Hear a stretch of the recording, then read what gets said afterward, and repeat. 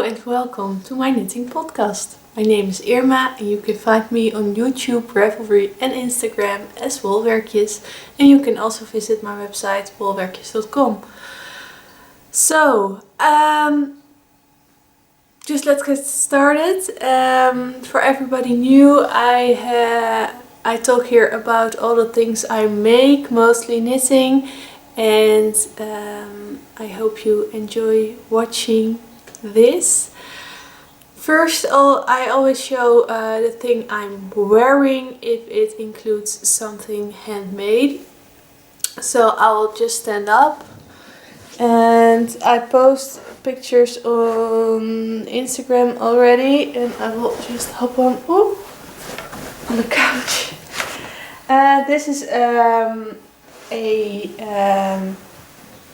how you say, pants, trousers. It's from a Dutch sewing magazine, and yeah, I made this and I like it. There are a few things I would do different when I make this pattern again, and I think I will because I love it. It's so comfy.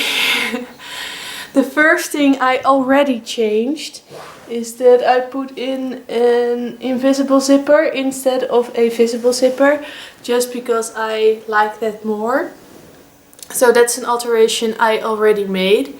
The next thing I would do different when I make them again, and you saw there are pockets, but I can just fit my hand in.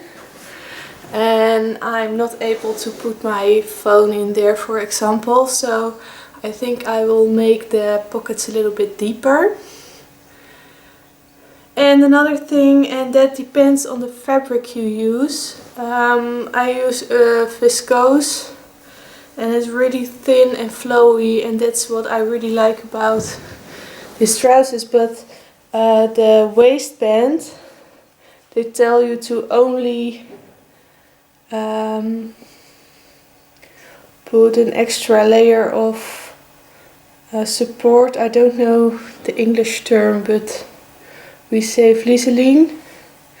It's what you iron on the fabric to make it more sturdy. And in the pattern they only do it on the inside, and it's not enough support to keep it nice and straight throughout the day. You can see it's flopping over a little bit, and I think when I will make this another time I will also put the vliseline on the outside, not on the visible side, but the waistband is made of two parts of fabric, and I will put the extra layer on both sides to make it a little bit more sturdy and to give the waist the shape that it should have. But that's it. I'm really happy with it. I had some problems with the hemming, mainly because I'm not going to show you, but the problem I had was that this fabric is really slippery, and I don't have a big surface like a table. I do have a table for eating and stuff, and I do have a sewing table, but my sewing table is really small, and those pattern pieces are really big. I needed 3 meters of fabric and I almost used it all, so they were really big pieces of the pattern, and I had to do it on the floor, but our floors are slippery and the fabric is slippery, so it was really hard to cut the pieces out the way they should. And I noticed at the hem that there was a little bit of difference, and it's not as neat as it should be. But then again, because it's such a flowy fabric, no one will see it. So, and no one is laying on the ground watching how I make my hem. So it's all fine. I really like wearing it and it's really comfy, and I will definitely make another one. So that's that. Knitting. I have a kind of a finished object.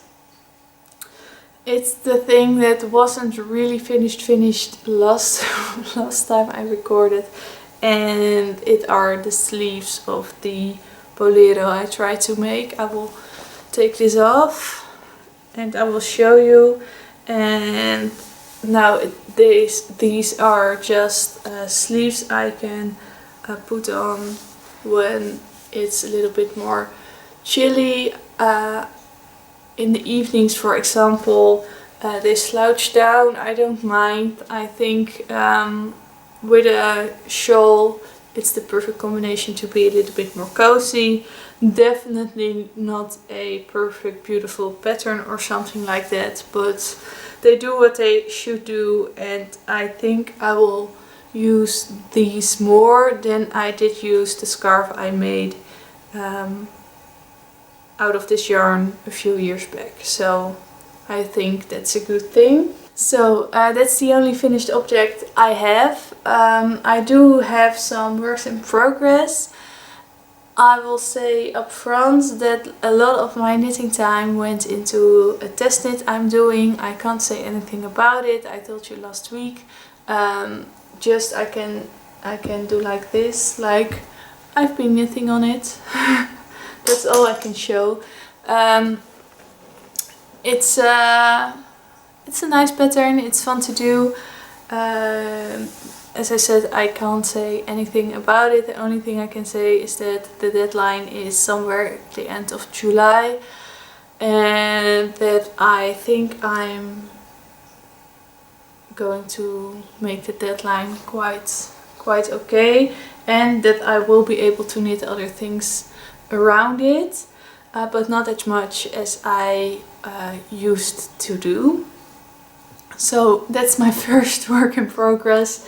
I will show you the other works in progress I have. I had a little train trip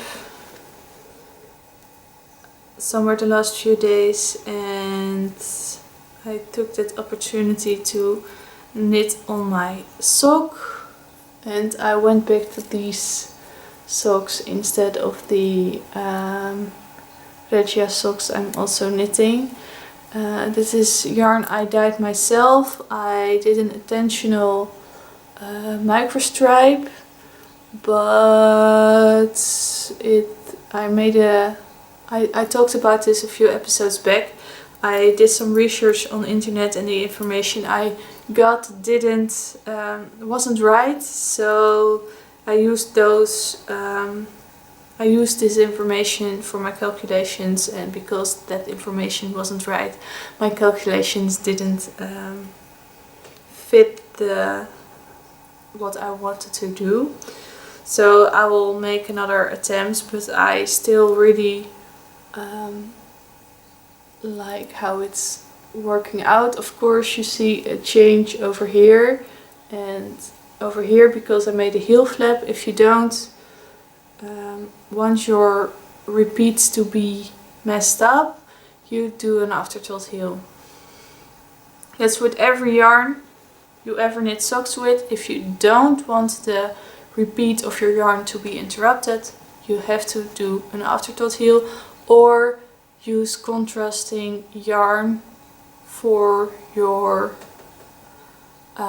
heel, and then you can make the heel flap and the gusset in the different color. But when you do a heel flap and gusset, you have the decreases here on the sides, and when you don't want to interrupt the repeat of your yarn, you can only start the yarn again after the decreases. So I don't think a heel flap and gusset is a good way to go if you want no interruption in your repeat. The best way is, as I said, an afterthought heel or a short row heel in a contrasting color, because you knit the heel in the contrast color and then you change back to the original yarn. and because with a short row heel you don't have decreases for your foot anymore, you only have like decreasing and increasing in the heel part and not again on the foot, then it will work out fine as well. I didn't mind that it changed the repeat, and I really liked how the heel flap turned out in this yarn, so that's okay. I did a few rows. I think I need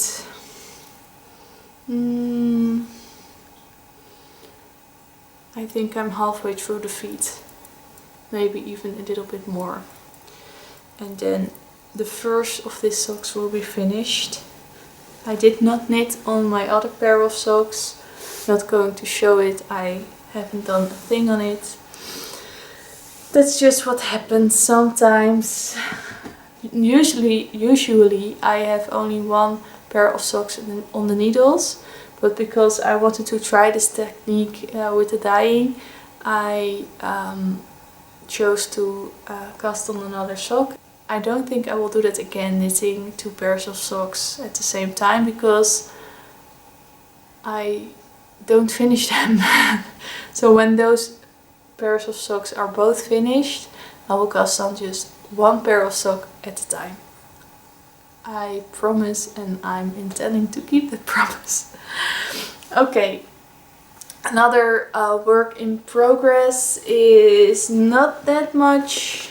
I will show, but it's not that much progression.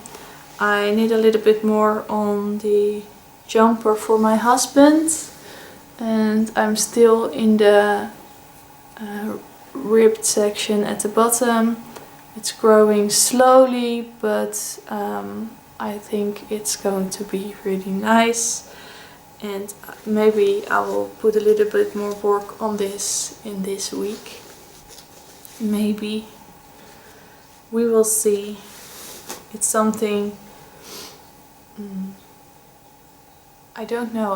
It's a project I gravitate to when I don't know what I want to knit, and then I take this. So luckily it's not growing that much, because I most of the times know what I want to knit. No, that's just silly, but yeah, I think that's the way it goes with the project. And I have one other work in progress to show you. And it's, as you can guess maybe, Boxy by Joji Locatelli. And I made quite some progression, and I'm not sure how I'm going to show you this. Ooh. I separated for the sleeves, so I have the back stitches on hold on my cable, and let me see.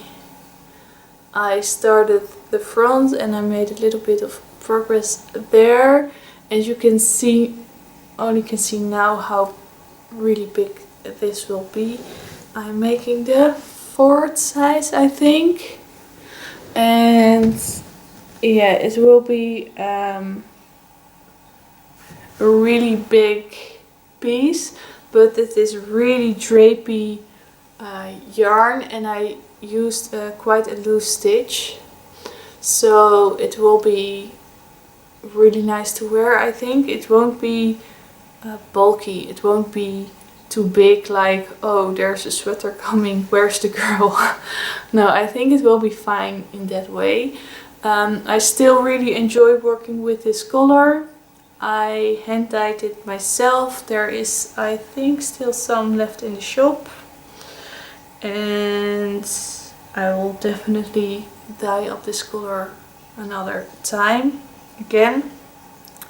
I do alternate skeins. I use the jogless join method, and I don't know who invented it. It's quite an old, I don't know how old it is, but it's not something really new. It's helical knitting, and I think the first times they used it, it was to get stripes in circular knitting without having the jump of the beginning of the row, because when you do it just the normal way, you have like a seam at the point where you you have like a seam on the point where you change color, and with this method you don't get a join and you get like spirals of color going up, which you can't see that it are spirals unless you look really hard for it. So a lot of people use it now to alternate skeins in knitting when you knit with hand dyeing yarn, because you don't get a seam. And that's what I used. It's really working, you really don't get a seam. The only thing I noticed, and I think I can't show you, but you're shifting, what you do is you shift the beginning of your yarn. So you're not shifting the beginning of your round, you place a stitch marker there and it keeps at the same spot, but where you change the yarn is shifting to the right. So for you it's to the right. And you have 3 stitches that you slip and not knit to make the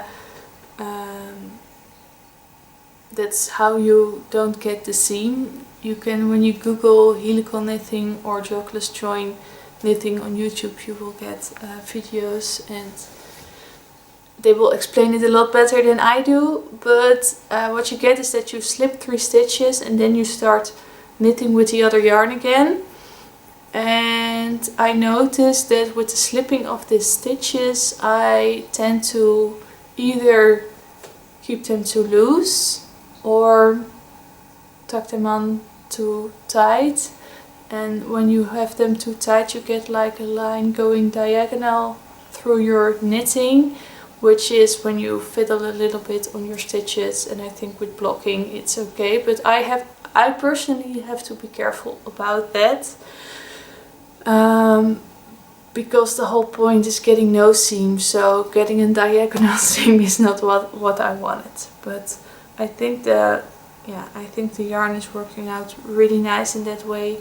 And now I split for the armholes. I'm doing 2 rows with each ball of yarn instead of 1, because when you do 1 you have to cut your yarn a lot of times, because every time the ball you want to use is on the other side than where you stopped. So I go back and forth and then I change yarn. So I change yarn always at the same side of my knitting. I'm dropping some stitches here. Yeah, so that's my boxy and I can't wait to finish it. I really had to force myself to go back to the test knit, because now I separated for the sleeves. My rows are half the length of they were in round, because you split your stitches. And of course I know I have to still knit the back part as well, but because you are only working on half of the stitches now, it goes way faster than it went when you were in the round. So you see more progress. There is the same amount of progress of course, but you see more progress, and that's really nice. So I really want to knit on this, and I can't wait to knit more on it. And I think those are the only projects I worked on this week. I do have a little acquisition to show you, and I will get it.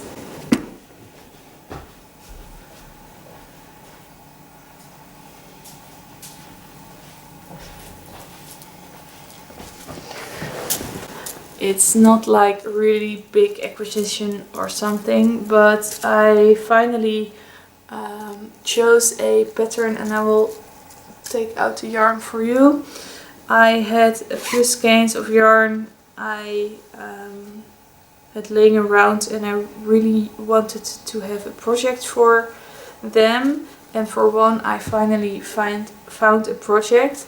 It's for this yarn, and I will put in the name of the pattern on the screen because I don't know it by heart.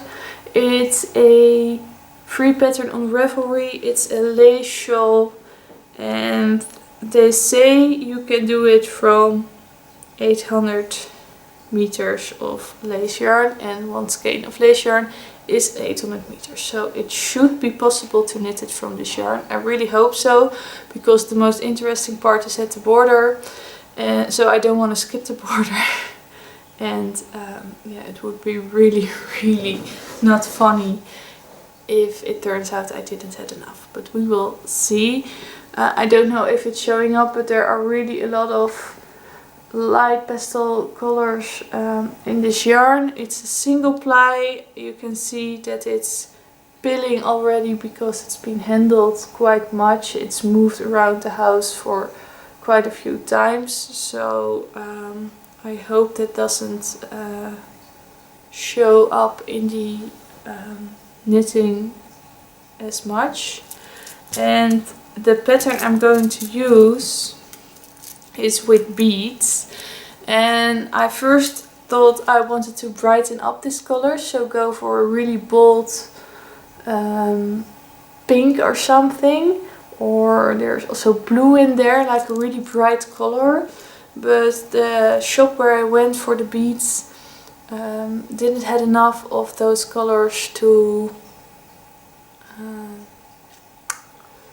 didn't have much of those colors, or didn't had the colors I really wanted. They also had a really nice green.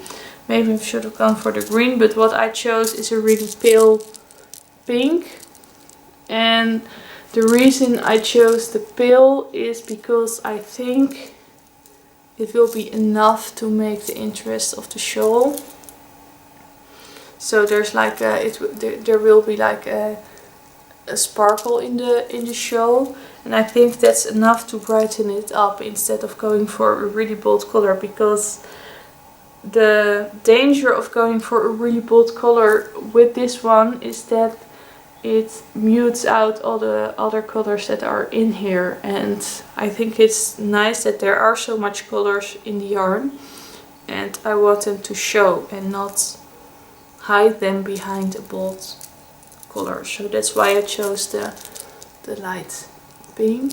And what was annoying is that beads always goes with grams or ounces depending on where you live, but not for an amount, because that's just the way of how they it's easier for the producer to weigh the beads than to count them. And when there is a number of beads on a package, it's always an approximately amount, and they do it by counting the amount of stitches in 1 gram and then just multiply it by the amount of grams in the package. So they're not going to count all the beads in the package. But it's nice if they give a direction of how many beads there are in a certain amount of grams, and this only says 30 grams, and I couldn't find anywhere how many beads that would be, even approximately, and in the shop they also didn't know. So to be sure, I bought 2 packages, and I think that will be enough. If not, I have to go back and hope that they still have this color, but I think I will be alright with 2 packages. So that's an acquisition. And I have another acquisition, which is, yeah, I'm really happy with it, but some of you might think it's a little bit strange. I don't mind when you find it strange. As some of you know, because you've watched before, we have a cat in the house, and he's really sweet and nice, and he leaves my knitting alone for the most of the times. But skeins of yarn are his obsession. So when I leave a skein of yarn in the house, he will get it when he noticed it. And I love yarn. Of course I love yarn. And I do like it as a part of the decoration in the house. And before we had a cat, I did lay some skeins on a bowl or things, just to, when I don't use them, they're pretty, so just show them in your house. But and I don't have like a really big stash or something, so the few skeins I have laying around are like treasures to me, and I want to pet them and I just love them. So when I went to the knitting days, the knitting festival a few weeks back, I bought a few skeins, and I already knew that they had to wait a little before I could use them, because the test knit came up and there are other things I want to finish before I start this project. And I really loved looking at them, but I couldn't leave them in the house because my cat would ruin them. So then we were at IKEA. I love IKEA. And we came across a picture, kind of a picture frame, but it's like a box. I will just show you. So the front can open. It's magnetic, and I just leave it on my coffee table, and my skeins are protected, and I can leave them there, and I can look at them, I can open it, and I can touch the yarn, and it's just being pretty there without the cat being able to damage them. So I'm really happy with this. It wasn't really even that expensive, and I think it's a perfect way to to display your special yarns or your next project, so you can see it laying around and want to start it.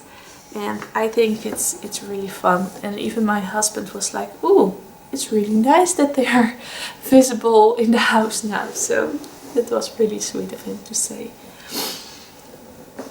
I think that's everything I have to talk about. I don't have that much future knitting because I have quite some projects on the go. I also still have my Kala shawl. When I'm craving some kind of knitting like Kala, that's now fulfilled by my test knit. So I think Kala is on hold for now because there's no deadline on that. Although it is a shame because it's a beautiful shawl. Excuse me. In Dutch, a shawl and a scarf are not the same thing, but the same word is used for it. So that's sometimes confusing. No, a shawl, I really want to have the Kala shawl, but priorities first, and I first have to finish the other knit.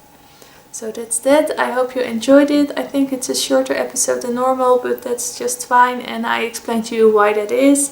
And I will see you in 2 weeks. Bye!